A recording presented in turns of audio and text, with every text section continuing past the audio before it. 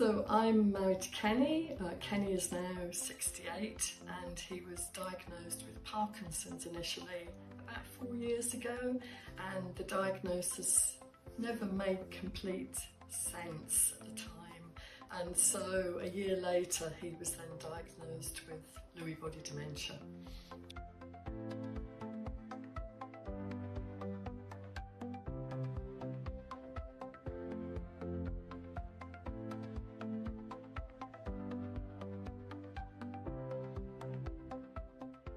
Parkinson's-related dementias, they're caused by proteins known as Lewy bodies that clump in the brain and cause particular difficulties. So typically with movement, with visual perception, with processing information, decision making, with carrying out everyday tasks, with communication, and yes, with memory loss, but memory loss may not be the first thing to happen.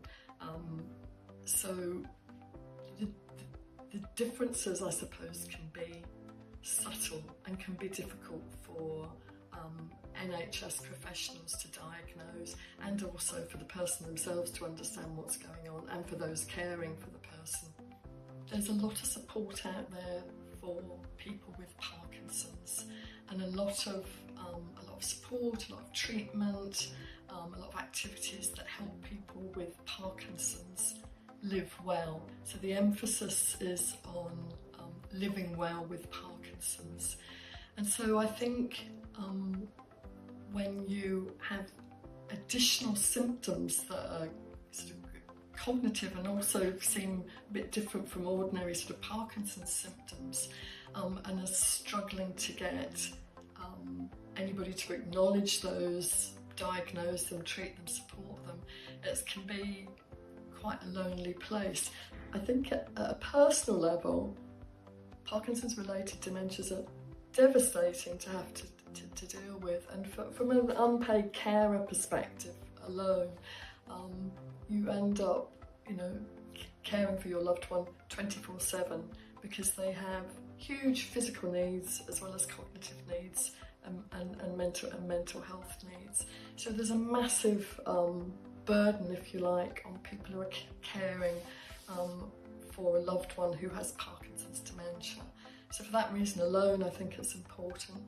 But I think also for Scotland more widely, we pride ourselves on being a compassionate, kind, caring, inclusive society, and one that's focused on human rights. So I think for all of those reasons, there should not be a substantial group of people who have Parkinson's related dementias where it's kind of ignored, swept under the carpet, not dealt with, not focused on, and where evidence about it, data about it is not gathered.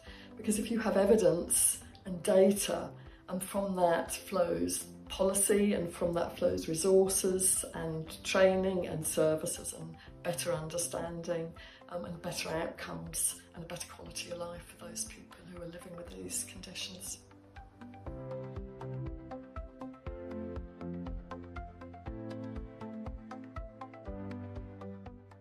It's your move.